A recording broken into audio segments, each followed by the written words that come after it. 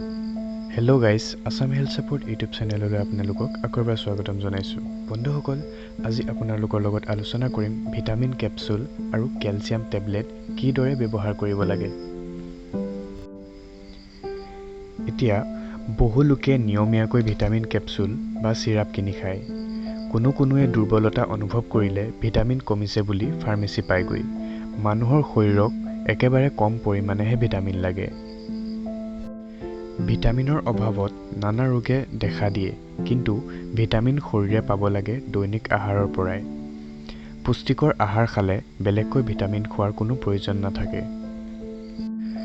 ৰোগত পৰিপুষ্টি কমি গ'লে বা ভিটামিনৰ অভাৱ দেখা গ'লে চিকিৎসকে এমাহমান ভিটামিন কেপসুল খাবলৈ পৰামৰ্শ দিব। যি ভিটামিনৰ অভাৱ দেখা গৈছে সেই নিৰ্দিষ্ট ভিটামিনহে খোৱা উচিত, মাল্টিভিটামিন নহয়। বয়সীয়াল লোক, গাখীৰো নোখোৱা নিৰামিষভোজী লোকে ভিটামিন B12 থকা ঔষধ গ্ৰহণ কৰিব পাৰে। গৰ্ভৱতী মহিলাক আইৰণ টেবলেটৰ লগতে ফলিক এচিড দিয়া হয়, কিন্তু বিশেষ পৰিস্থিতি নাথাকিলে নিৰোগী মানুহৰ বাবে ভিটামিন কেপসুল আহাৰৰ বিকল্প নহয়। এনে স্বভাৱে শৰীৰ ক্ষতিহে কৰিব পাৰে। চকু ভালে ৰাখিম বুলি ভিটামিন A অতিমাত্ৰা গ্ৰহণ কৰিলে হাড়বোৰ ঠুনুকা হৈ পৰে, দৃষ্টিশক্তি কমি যায়, মূৰৰ বিষ হয়, যকৃতৰ ক্ষতি হয় ইত্যাদি ইত্যাদি।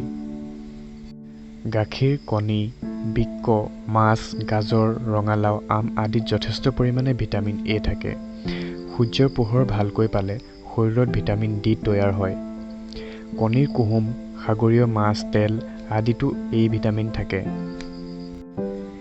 সেউজীয়া শাক-পাচলি, ৰন্ধন তেল, মাখন আদিত ভিটামিন E থাকে। ভিটামিন K'ৰ উৎস সেউজীয়া শাক-পাচলি, মাছ, মাংস, কণী আদি। আমাৰ অন্ত্ৰত থকা বেক্টেৰিয়াসমূহেও এই ভিটামিন তৈয়াৰ কৰে। B গোটৰ ভিটামিনসমূহ সেউজীয়া শাক-পাচলি, গোটা শস্য, মাংস, কণী, গাখীৰ আৰু দুগ্ধজাত সামগ্ৰী, ফল-মূল আদিত যথেষ্ট পৰিমাণে থাকে। ভিটামিন C শাক, বন্ধাকবি, ফুলকবি, নেমু, টেঙা ফল, বিলাহী আদিতো পোৱা যায়। গাখীৰ, দুগ্ধজাত সামগ্ৰী, সেউজীয়া শাক-পাচলি, সয়াবিন, বাদাম আদি আহাৰৰ পৰা কেলছিয়াম পোৱা যায়। শৰীৰক দিনে প্ৰায় 1000ৰ পৰা 1200 মিলিগ্ৰাম কেলছিয়াম লাগে। পুষ্টিকৰ আহাৰ খালে শৰীৰে প্ৰয়োজনীয় কেলছিয়াম আহৰণ কৰি ল'ব পাৰে। পুষ্টি কমিলে কেলছিয়াম টেবলেট দিনে এটাকৈ এমাহৰ বাবে খোৱাৰ পৰামৰ্শ দিয়া হয়। বহুতে হাড় ভালে থাকিবলৈ নিয়মীয়াকৈ কেলছিয়াম টেবলেট কিনি খায়। নিঃসন্দেহে হাড়ৰ বাবে কেলছিয়াম অতি প্ৰয়োজনীয়, কিন্তু vitamin D, vitamin K, magnesium, phosphate আদিও সমানেই প্ৰয়োজনীয়। এইখিনিতে আৰু এটা মূল্যৱান কথা, ভিটামিন D পৰ্যাপ্ত পৰিমাণে থাকিলেহে শৰীৰে কেলছিয়াম ভালদৰে গ্ৰহণ কৰিব পাৰে। অধিক পৰিমাণৰ কেলছিয়ামে বৃক্কত পাথৰ হোৱাৰ সম্ভাৱনা বঢ়োৱাৰ লগতে হৃদৰোগ আৰু প্ৰস্টেটৰ কৰ্কটৰ আশংকা বঢ়ায় বুলি তথ্য পোৱা গৈছে। গতিকে নিজে কিনি খোৱাতকৈ চিকিৎসকৰ লগতে প্ৰথমতে কথা পাতি লওক। বয়সীয়াল লোকৰ অস্টিঅপৰেচিছ ৰোগৰ বাবে হাড়বোৰ ঠুনুকা হৈ পৰে, ফলত অতি সহজে হাড় ভাগে। মহিলাৰ মেন'পজ হোৱাৰ পাছত ইষ্ট্ৰজেন হৰম'নৰ মাত্ৰা কমি যায়।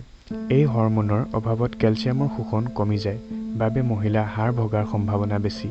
এনে অৱস্থাত চিকিৎসকে কেলছিয়াম, ভিটামিন D আৰু অন্য ঔষধ খাবলৈ দিব পাৰে। ডক্তৰে সেইবাবে হাড় ভগাৰ পিছত কিছুদিন কেলছিয়াম খাবলৈ পৰামৰ্শ দিয়ে। বন্ধুসকল, আজিলৈ ভিডিঅ'টো ইমানেই আছিলে। যদিহে আপোনালোকৰ ভিডিঅ'টো ভাল লাগিলে তেন্তে ভিডিঅ'টো লাইক কৰিব, কমেণ্ট কৰিব আৰু শ্বেয়াৰ কৰিব, আৰু লগতে থকা ছাবস্ক্ৰাইব বটনটো ক্লিক কৰিবলৈ নাপাহৰিব। ধন্যবাদ।